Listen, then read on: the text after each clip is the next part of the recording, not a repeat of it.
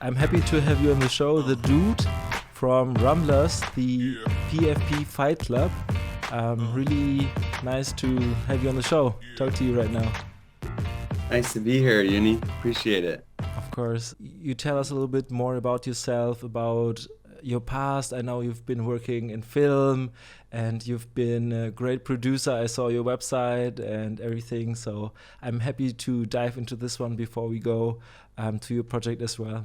Thanks, Uni. Yeah, I'm David the Dude.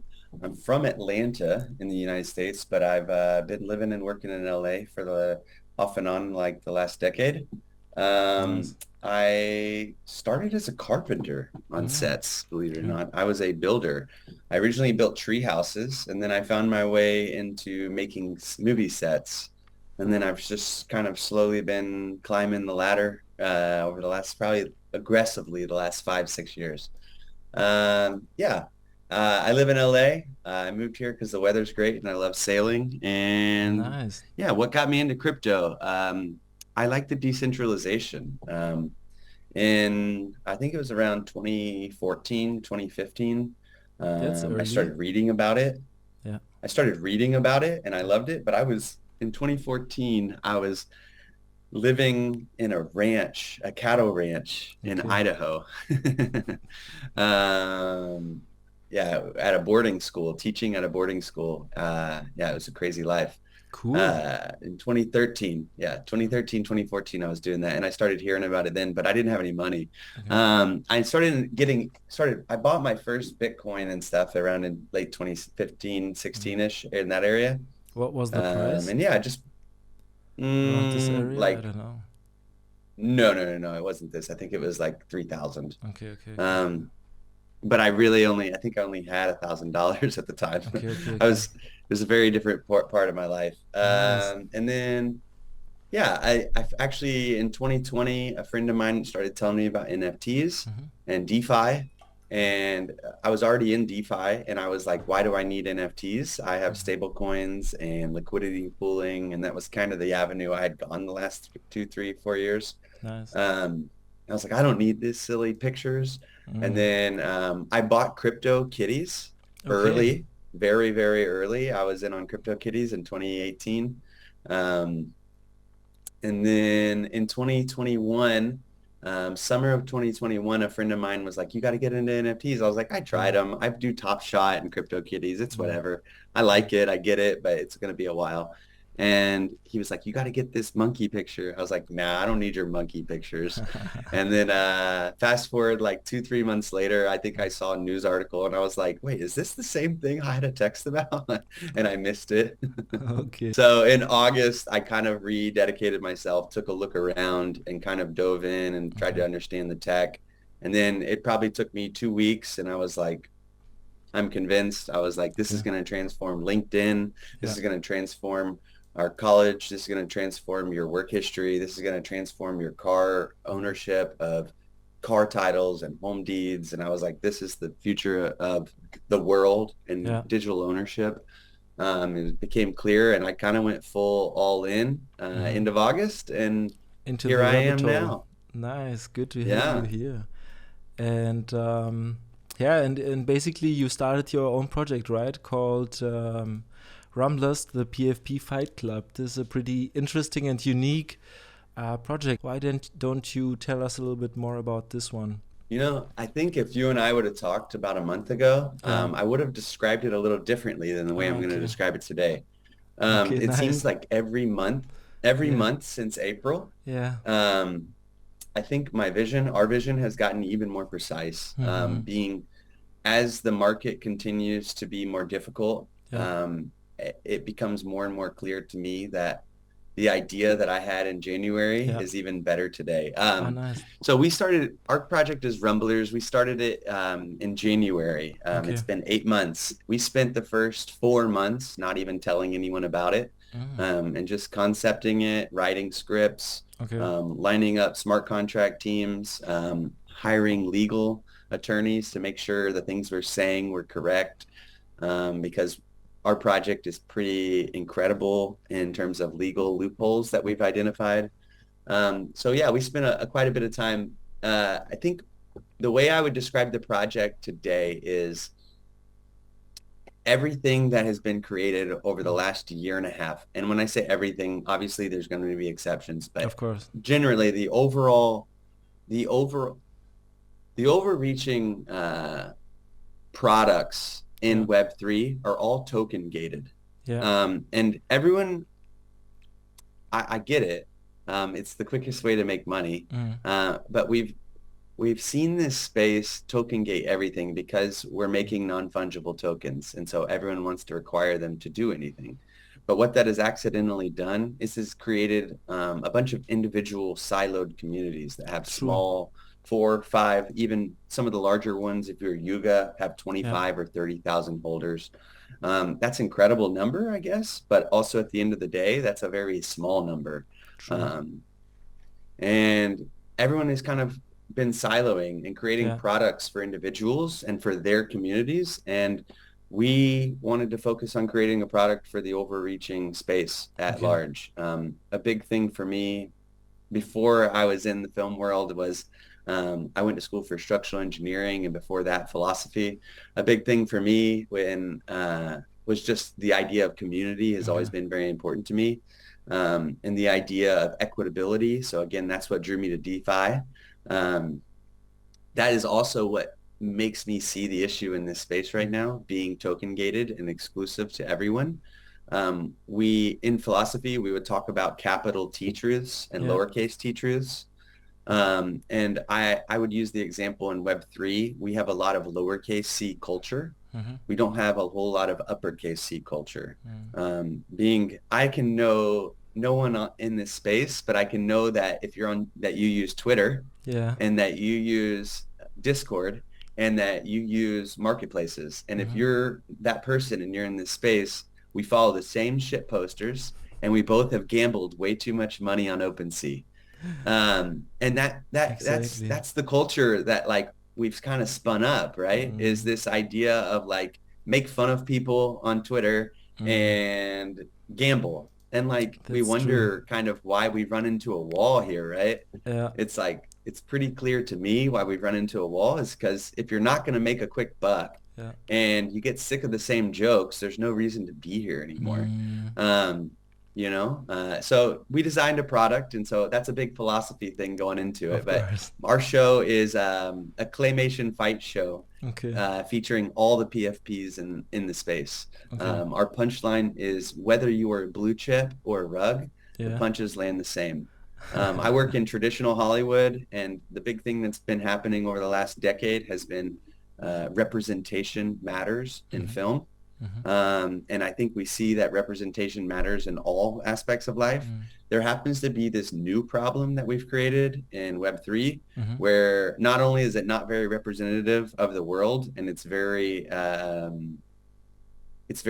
we've spun up an accidental caste system where it tends to be the haves and the have-nots. And there's way more have-nots than there are the haves still in this space.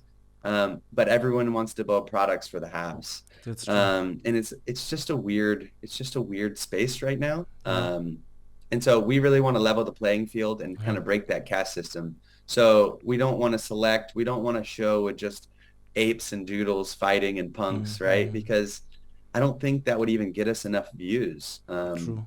Again, token gating is like a big problem right now. I don't think many people are seeing that. We want to create a show that is a capital C culture mover that really allows people to, whether you're in Australia, whether you're in Singapore, whether you're in London, whether you just got into NFTs a month ago or you've been here for 2 years, a show that can make you laugh and that we all can have something else in common besides marketplaces and Twitter. I'll show you a brief clip to kind of show you what we're talking about making here. Okay. I'll start it on this screen right here. Right. PFP projects duking it out for Web3 dominance. Who will reign supreme? You decide.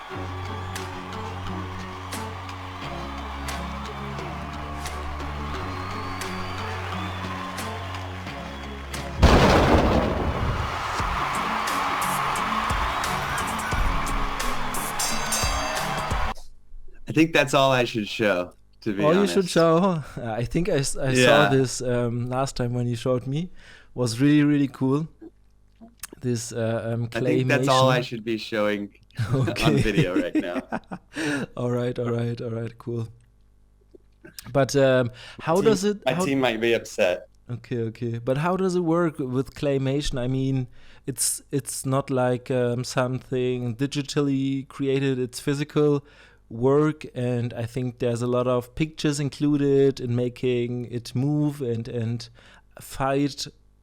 Like, how does it work? You said there's going to be PFPs that fight against each other. Do the people control it? Is it like a game, or is it like random, or So it is a television show for watchability. Okay. And we see it at least the first 2 seasons. Okay. We do see it just being watchable. Okay. But your question is a sneaky one and a good one. But we do see it being in a more interactive place in a few years. As technology catches up, we do see this. Maybe we'll think maybe like a 5 o'clock on a Sunday, the show comes out, and then maybe a high profile fight at 8 o'clock that night, if that makes sense. Yeah, okay. Sounds good. Interesting. And I've seen that you're already collaborating with a lot of projects in the space. As you said, you started early, you reached out, you built your community. And what are you're offering? I think you're offering to them some seats, right? To the next to the ring, and like, how does this work? What are they getting, and what can they do with those seats? We're offering tickets and seats. Okay, cool. Seats will be guaranteed placement into every episode. If you own a seat, you'll be sitting ringside to every fight during that season.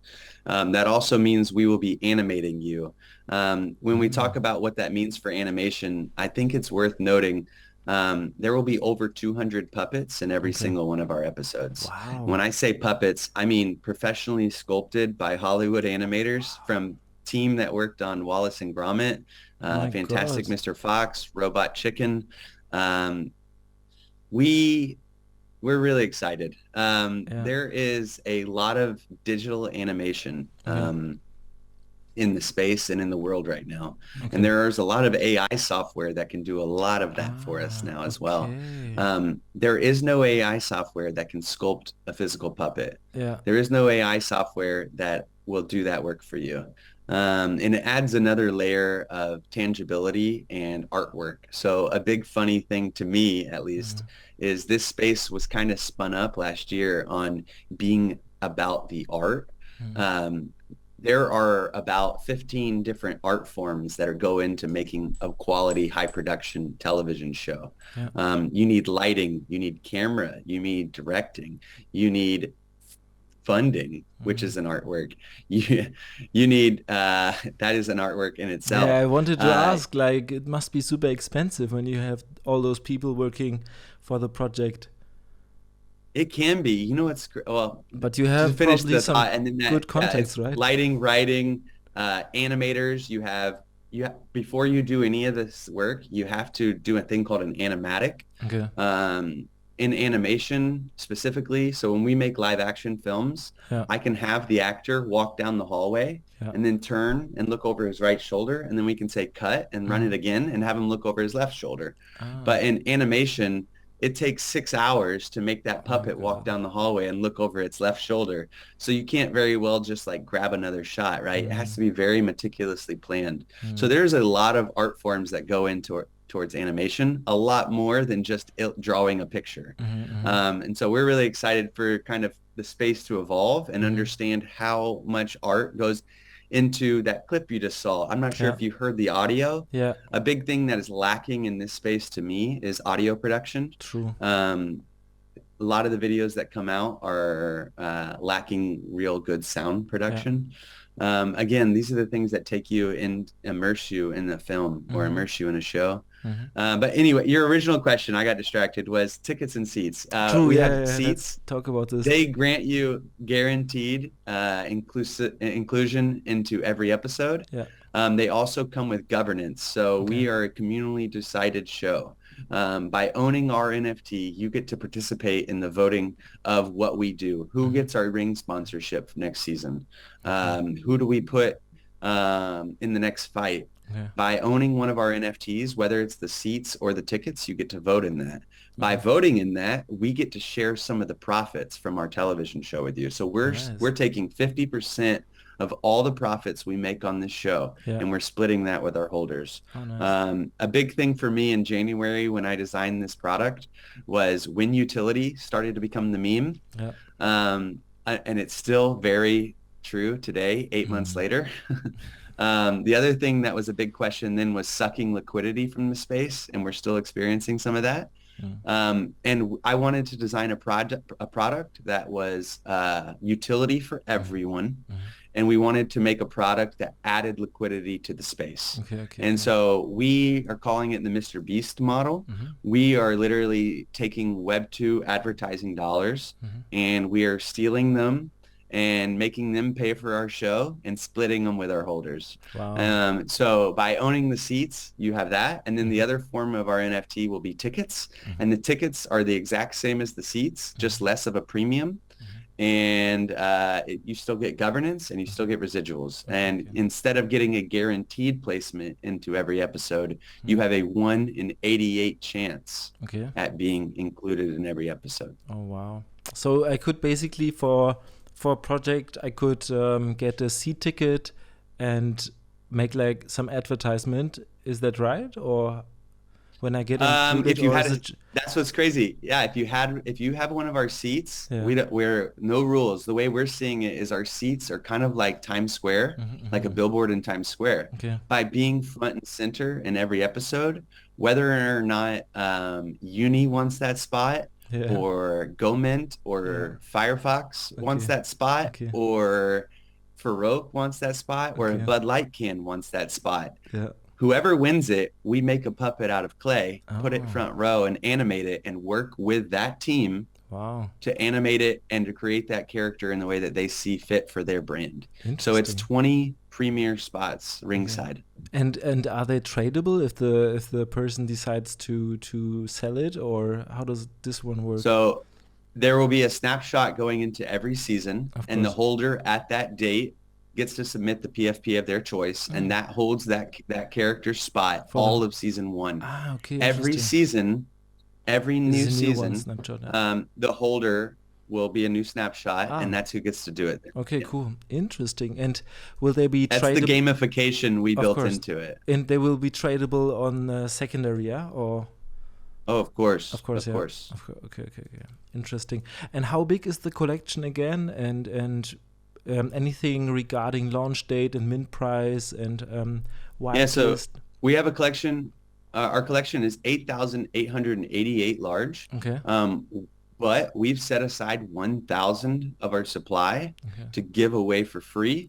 A lot of people are wondering why we're doing that. We're giving every collection that works with us one free ticket. Nice. It's really important to us strategically, where if our entire project were to be owned by apes and doodles, it would be a very boring show. Of course.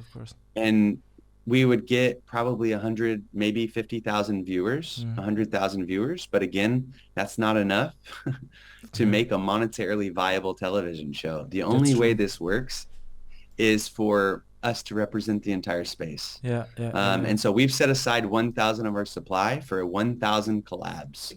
And that is to give away one free to every community that asks for one. No questions asked. We don't care if you're Kevin Pixelmons or if you're MFers. We don't care. Nice. It's really about inclusivity. Wow, so you want to engage with 1,000 communities, very big goals. I like that, and include the whole space. Yeah, I mean. Well, that's what's crazy is we're we don't see ourselves getting doing 1,000 collaborations pre-mint. Over We'll time. probably only make it to 100 before we go to mint, correct? But we want to save 900 because once our entire supply is bought up, and say there's a new product and a new project that comes out in 2 months after our mint, how do they get representation into a project that is already sold out, that is already fully bought?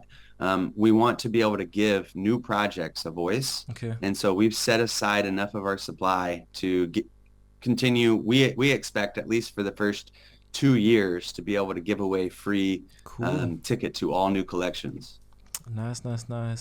And you said it's a 8,888 pieces collection.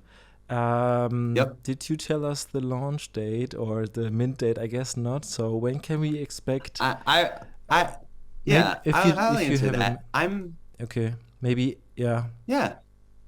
So this is something a lot of people want to know, and I think a lot of people want to know it is because we talked about this earlier with our degen habits on marketplaces, right? If you understand the product that maybe in the last 15 minutes that I've explained or 20 minutes that I've explained, it becomes less important. Maybe you could see why it's less important for someone in my shoes to not actually care about when our mint date is. Of course. What's more important for us is that we just keep moving forward. We see ourselves as minting Q4. We'll probably within the next month or two. We're definitely picking up quite a bit of traction. But again, we're not in a rush with this sort of product because people need to understand it. And people need to understand why we're doing it more than anything, I think. We are the only utility for PFPs right now. And I say that and it sounds like a big statement, but if you really think about it, there is no one else doing anything like this. People are allowing you and maybe picking 5 characters to put in a show. That is not what we're doing. It's a much different product. So our mint date will be this quarter, probably within the next 4 to 8 weeks, probably. But again, we're waiting until we have just the right time and the right amount of traction and for people to understand what we're doing with your PFPs. And our mint price is not in ETH. I think today in ETH, it's 0.1. Our mint price is roughly $180 USD. And the reason it's that price is we're building physical puppets and creating a television show with this. So it's really important that we stick to that. And then what does that price look like? The USD price won't change. That includes all of our staff. That includes the building we're in. That includes all of our fees. We're fully budgeted. This is another thing that's really important to me is our punchline is whether you're a blue chip or a rug, the punches land the same. And internally, the other thing we're saying is we're a fully on contract company, which means all of our finances are done through a contract. The reason that's important is we're also saying a contract literally a literal contract so smart that we can't rug you. It's really important that upon mint, Props Labs, our smart contract partner, will be managing our contracts for us. And upon mint, we have a budget for 2 full seasons. We've already budgeted. We've spoke to voiceover talent. We already have our team. We have everything budgeted. Upon mint, we set aside enough funds for 2 full seasons of our show to guarantee that we're not a rug. Okay, that's cool. But you said a television show. Is it gonna be streamed via television or first somewhere else online, or is it gonna be real TV? Television is TV. So yes, it will be real TV. Real TV is, as someone who works in production, the video I showed you just now is in 4K. As someone who works in production, it's become really obvious to the people in Hollywood. Traditional streaming isn't always the answer. If I went and put our show season 1 on Netflix, it would be good for me and it would be good for my dollar in my pocket in the short term, but it wouldn't be good for our holders. It wouldn't be good for our long-term viability. Because again, the biggest problem in Web3 as I see it today is token gated. And Hulu and Netflix are all token gated, meaning they require subscriptions. So we do see ourselves sometime during season 2 or 3 going to a streaming partner. We have been approached by a couple of streaming partners, but up to this point, and we're sticking to the ethos that it's really important that our show is accessible so that people can learn who we are. So season 1 will be 100% on YouTube, and we'll be live streaming behind the scene creation on Twitch. But again, I want to point something out. I work in traditional media. A big thing for me this last year was I had a Super Bowl commercial. It was probably one of the highlights of my career, to be able to art direct a Super Bowl commercial. YouTube voted it the second funniest commercial of the Super Bowl. Wow. Feel free to look at it. It was the Click Up Super Bowl commercial. It was, it's on my website as well, but Click Up Super Bowl commercial. So it was a very, very proud moment for me. But what also was funny was that the night I watched the Super Bowl with my friends at a party, I was like, wow, 100 million people just watched my commercial. Right? That's fantastic. And then right after, one of my friends said, well, Mr. Beast gets that in every weekend on his videos. And that became clear to me that I can put this on a streaming partner, or we can put this out for people to watch. And at the end of the day, getting people to watch it is probably the most responsible thing for our holders to make the most money. Of course.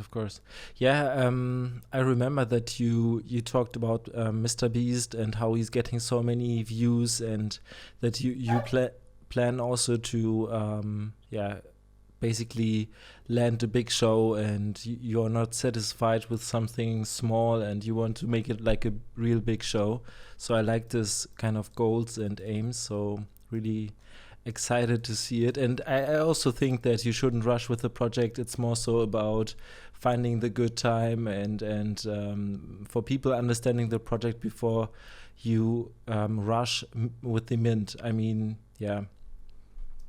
as you said, everything is budgeted and planned before. So and I think you don't really need to look for or rush because of a few weeks time or something. So it's more so about right timing also with the current market situation. So I think that's good. I will say we do have a streaming partner in line. We have recently partnered with some friends over at Tap Music and some people maybe over at IMAX. But that's the alpha I'll drop. But the support that we're receiving from people is important right now. And what's interesting is they're not rushing us. We have a new studio where we're filming right now in downtown Hollywood, with 3 sound stages. We're really excited. There's a thing called a Foley soundstage, which is where you create sound effects for movies. We have a Foley soundstage in our new studio. It's incredible. And we're really just, it's been an amazing ride the last 6-8 months. And I think if you would have talked to me in April or May when the market started going down and the Azuki Zagabond stuff happened, it was a pretty depressing moment. Of course. But I'm feeling really good today. Okay, that's good. Nice to hear that. How big is your team? I mean, your team is really, I don't have a number in my head, but it must be more than 10 people, right? And it's, I think, growing. This is what's great, is I'm pretty sure our team is bigger than most of the projects out in the space right now.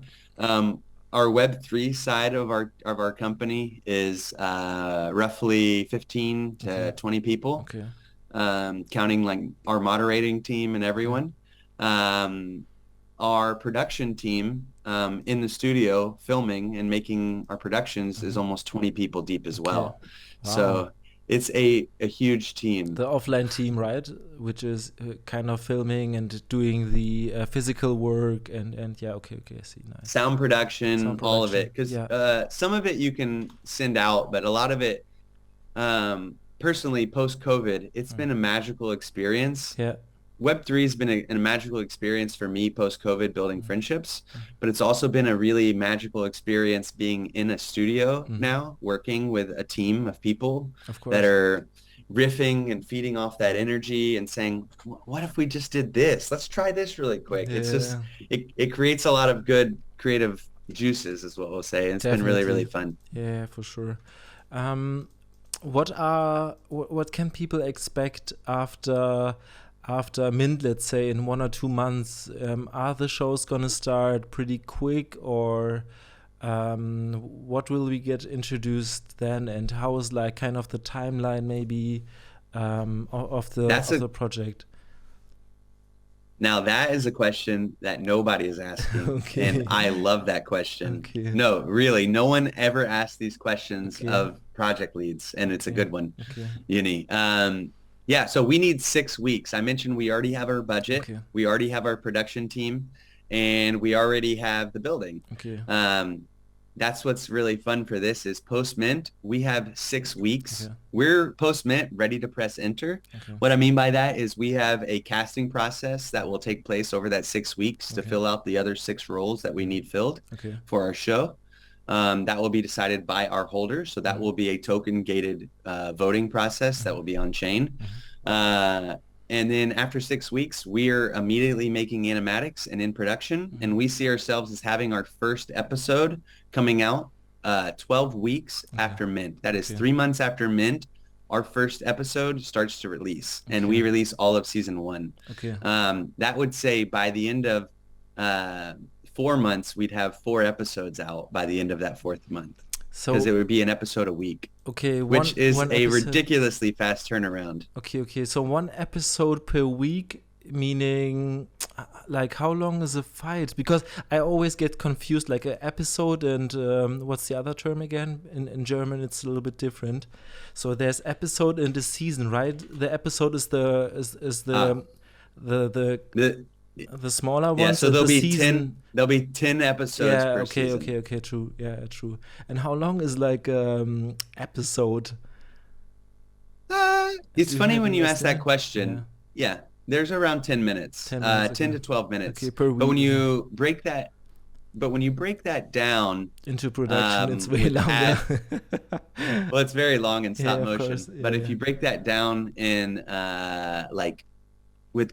the average show is Yeah. usually like 13 or 17 on television because commercial breaks. True, actually, true. most Super people don't long, realize yeah. how long they actually are. Of course, Yeah. yeah, super long. Yeah.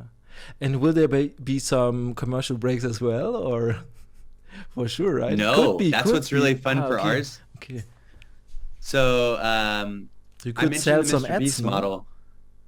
We are selling. Again, advertising will pay for this show long Okay, term. okay. That's who's going to be paying into the show, and Yeah. that's how you'll be getting your residuals back. Nice. Is That's good. advertising dollars. We see the important thing is having commercials Yeah. that you cannot skip. Yeah. So we will be writing. It's another thing you don't know about me. Okay. If you've ever seen the Jake from State Farm commercials, I've worked on some of those Jake from State Farm commercials. In the U.S., I think they're a household name. Okay. You'll see. If you okay, Google yeah, them, just you'll find Googled, it. yeah, too. okay, found it, yeah. Like a good neighbor, State Farm is there. Yeah, and part of having branding is having good branding, and part of having good branding is having branding that is written in a way that is part of the story. Okay. And that's what we're seeing now is now let's cut to this commercial break that has nothing to do with it. It's more about working in the brand work into Okay. what we're actually doing. Okay. And so if a MetaMask was our ring sponsor, you could obviously see maybe a MetaMask Fox claymated a part of our show very easily. That's an advertisement for MetaMask that is So also in cool. the ring, maybe doing something, but it also wouldn't be a traditional commercial.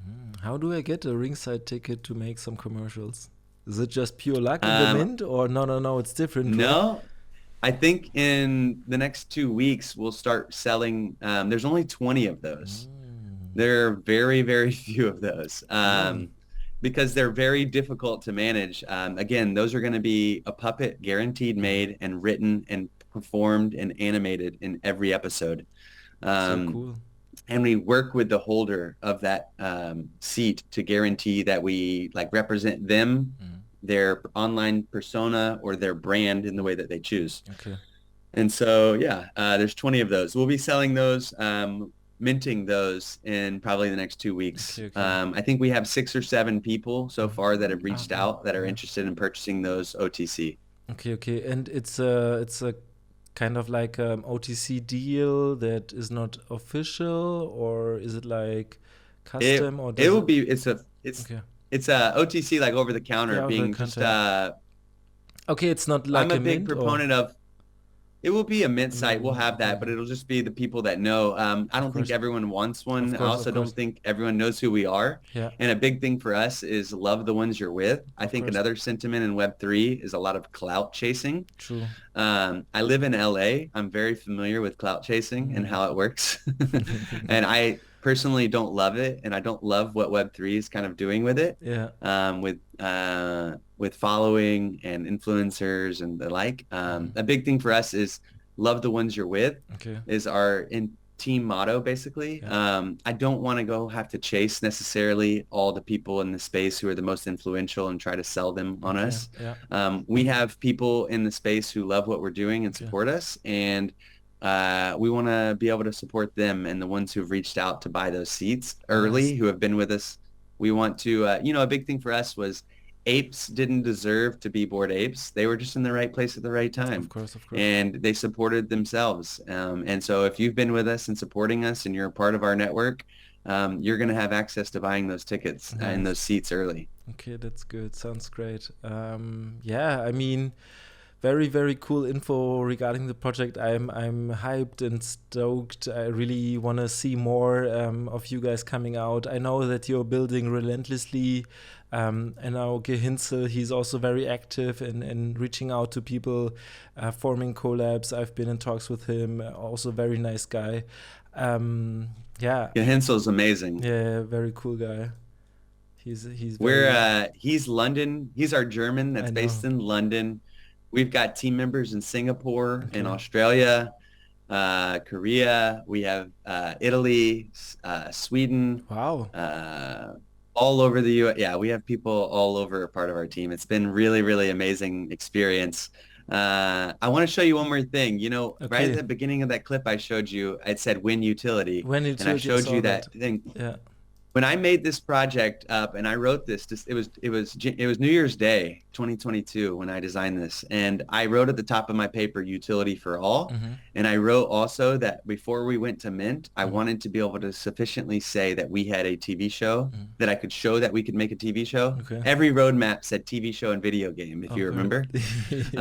We wanted to say, before you give us your money, we can make the TV show. And by the way, we have a video game. So I'll give you a quick screen share, if you're okay with seeing it, of our video game. Let's go ahead. So this is what I'll show you really quick. Okay. Let me turn sound on. Okay. Do we need to log in or something? No. Oh. Yeah, watch my screen. So it's a wallet. It's a Wallet Connect MetaMask. Okay. You can check my password right there for you. We'll go, dude. Okay, that's the game already. So we built kind of a secret little world in here. Cool. And if you find the right door, there's a lot of doors that are hidden all over the city we built. Yeah. But if you find our alley door,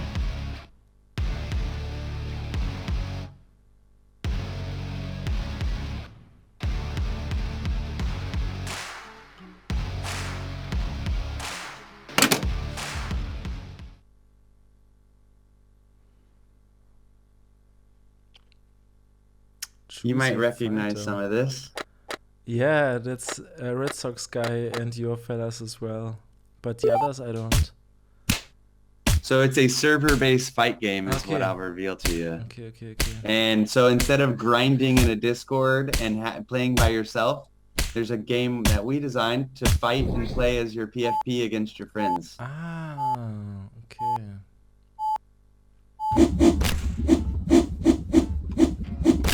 I'm just going to dodge people. Okay. We have Doodle Vomit. We have... I know you can. That's funny. So that's what I'll say to you there.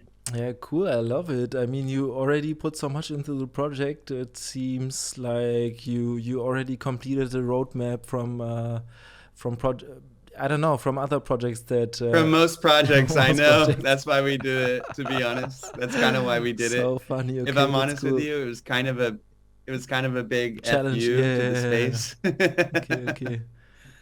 That's nice. Yeah, I'm really excited.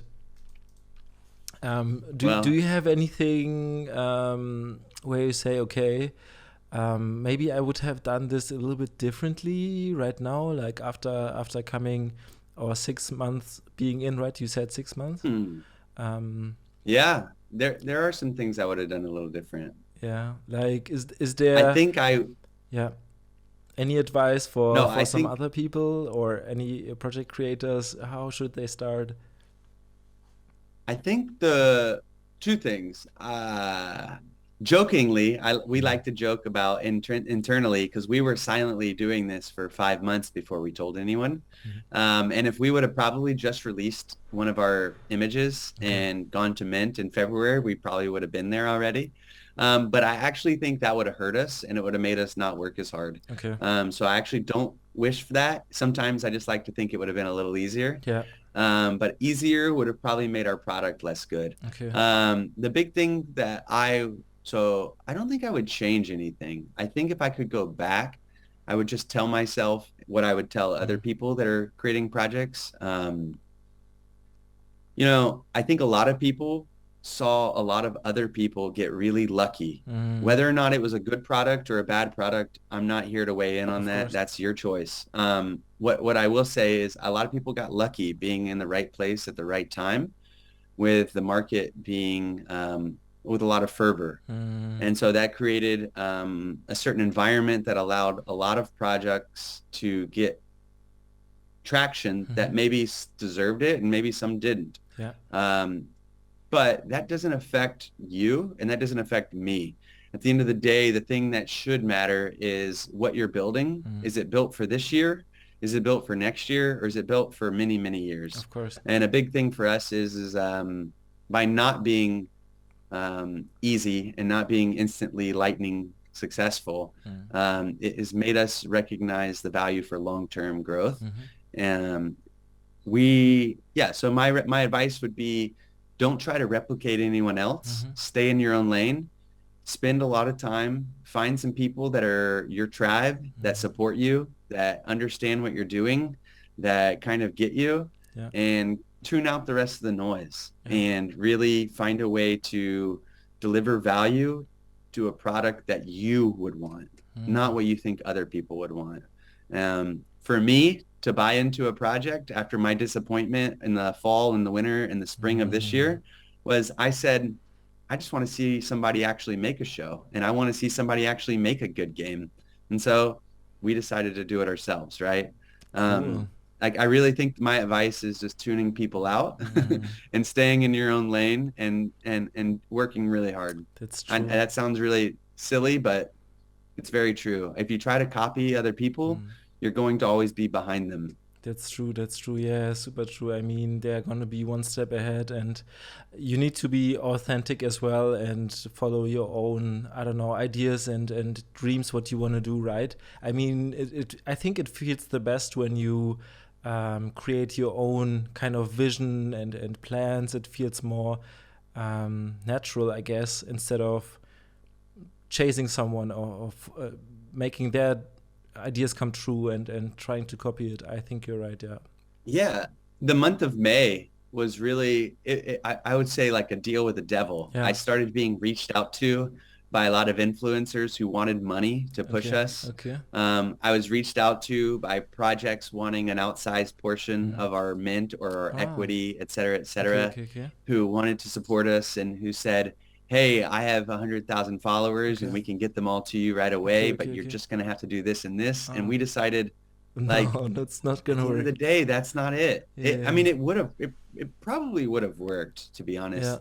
But at the end of the day, like, what we're saying and what we're talking about is like, I have to have motivation to get out of bed in the morning, and I have to have I have to feel good when I lay down at night about what I'm doing.